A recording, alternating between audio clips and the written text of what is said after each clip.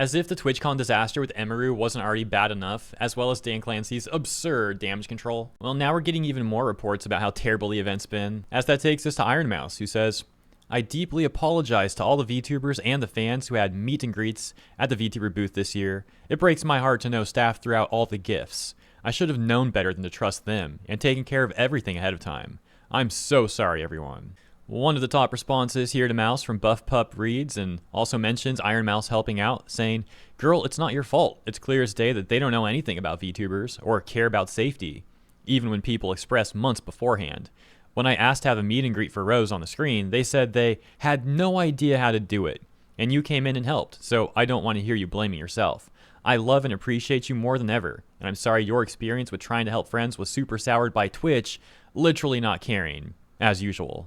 So they're not running the meet and greets properly, they're throwing gifts away, their security is a complete mess. And I got more to say about all that, but first let's keep going, because it still gets worse. As we've got Henya the Genius, and she posts, unfortunately, due to a miscommunication or misunderstanding, any gifts or presents given to my meet and greet staff were disposed of by the venue staff. I'm very sorry for anyone who gave me a gift IO. I'm not so sure it was a miscommunication or a misunderstanding or an accident even, but like I said, I'll talk more about that once we keep getting some more context. As we've also got Canine Kuro saying, unfortunately, if you gave me a TwitchCon gift, the event lost them all. I still really appreciate the intended gifts though. A response here from Maya says, they threw a gift meant for Chibidoki into the trash bin. And that takes us to Chibidoki, where she says, can anyone else from my meet and greet vouch for this? Nags and I were told to stop. I'm so incredibly sad if this is true.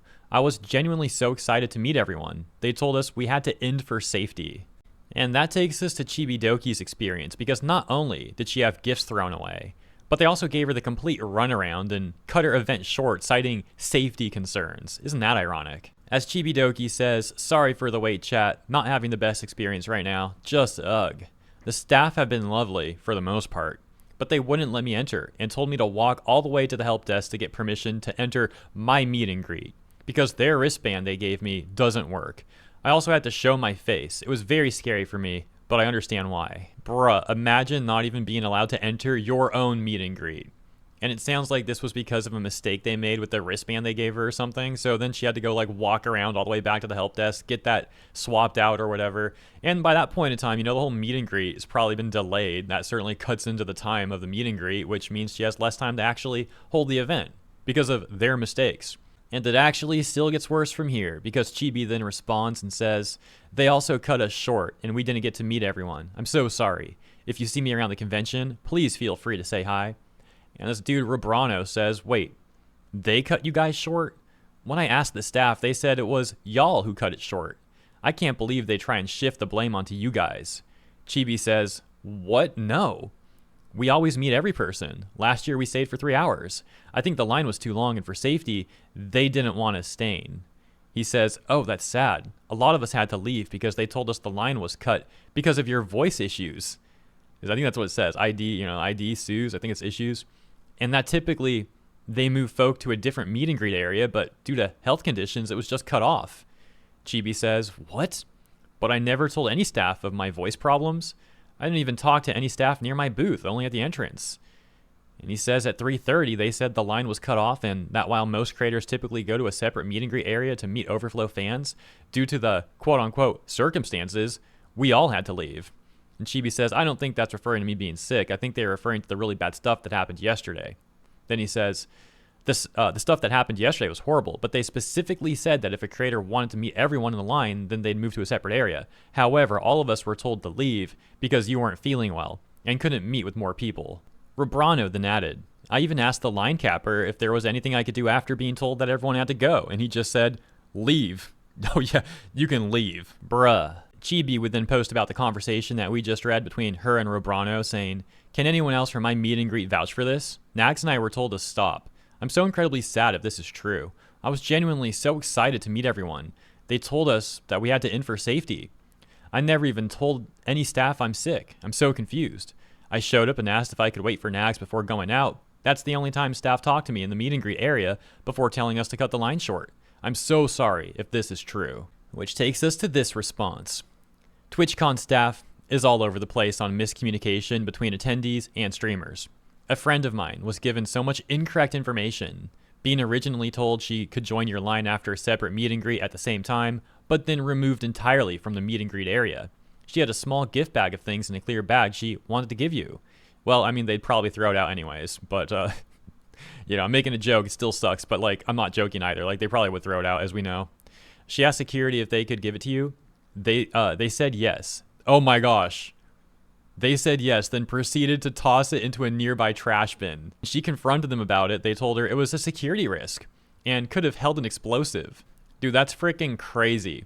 So they say that they'll give the gift to Chibi. And then as soon as they get the gift, they turn to the trash bin and just dump it in there. And like, it's not okay to do that at all, right? But you would think if they're going to be scumbags like this, that they would at least wait until the guests left and were like out of view so they didn't like see that.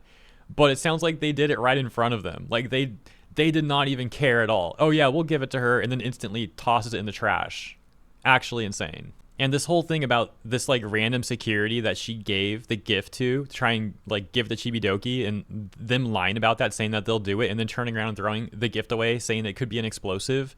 That sounds completely unreasonable. You see, these conventions have the initial security checkpoint, and the protocol is those people decide who can come in and who can't come in, and if they need to dispose of anything before they're allowed in. So at this point in time, these guests were allowed in, meaning the initial security checkpoint was totally fine with that gift being brought in. And then there's the obvious point about, them just throwing what they think is an alleged explosive into a nearby trash bin and leaving it at that is also ridiculous.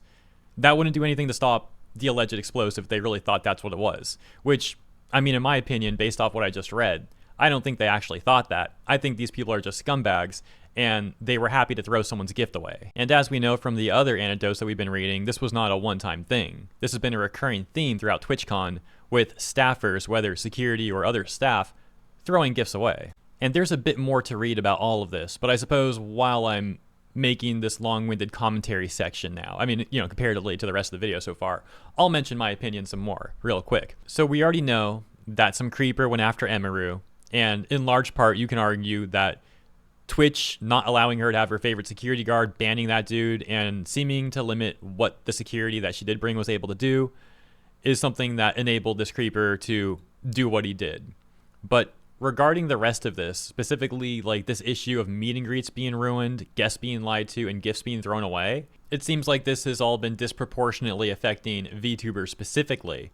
And this seems a bit too coincidental, especially because similar things occur on the platform itself, on twitch.tv itself. For example, they'll give a VTuber like a 2-week ban saying that VTuber's too provocative, but then they'll have literal cam girls doing infinitely more provocative things, and they're totally fine with that. There's no repercussions for them at all. If anything, Twitch actually promotes that sort of stuff. So Twitch has a documented history of having a bias against VTubers, and it's really weird and sounds dumb saying that. I don't know like why Twitch is this weird of a platform, but this is something that is well documented at this point in time, as mentioned. So I don't get it, but they're just weird and petty like that. And it seems like that's not exclusive to the platform itself. Even at a live in-person event, they're doing similar stuff and treating VTubers this way too. I suppose that's all to say that this consistent bizarre behavior from Twitch is too coincidental. It seems more likely and more reasonable to conclude that this is actually not an accident, and it is on some level intentional. Okay, so we left off here. We read this paragraph about how the security threw the gift away, saying, oh, it's an explosive, so let's put it in this trash can in the hallway or whatever it was nearby, because that's totally going to stop an explosive. Yeah, And so then the user says, we were told we could join the line again by one staffer, only for security to tell us that it was capped. We don't blame any of this on you. Staff clearly doesn't know what it's doing. Chibi responds by saying, I'm gonna cry, I'm so sorry. And then she went on to add, thank you everyone for the kind comments. I've been really heartbroken about everything, but I don't want the focus to be on me when much worse things happen to others. I'm sorry if it seems like I'm trying to take away from that. I just wanted to meet you guys. So yeah, in closing, this situation sucks. I feel really bad for the VTubers. I feel really bad for the viewers. Like, I can't imagine a viewer getting a gift, being so excited to give that gift to the streamer, and then you find out that not only did they not get the gift, but it was thrown away. Some people are speculating too that some of these gifts might not have actually been thrown away, but that Twitch staff actually took them, although of course that is just speculation. But either way, whether stolen or thrown away, this whole thing should have never ended up like this, obviously. I think it's very likely that what happened to the gifts is probably somewhere in the middle. A lot of them were probably thrown away, and I wouldn't be surprised if there was some opportunistic staffers who thought, yeah, I'm going to see if I can like stuff this in my backpack or whatever, you know? So some of it probably did get stolen in my opinion. That seems highly likely. I'm not saying that's a fact though, obviously. And then there's the whole thing with meet and greets, people given the runaround with that, saying, oh yeah, you can go, and then saying, oh, you can't go, getting pulled out of the line or whatever. And then from Emiru's testimony the other day, we know that according to her, some of the staffers at Twitch were literally laughing about what happened to Emiru. So yeah, a complete mess of an event to say the least. Let me know what you guys think about all that in the comments. As always, thank you so much for tuning in. Appreciate you guys. I'll see you here and in the next one.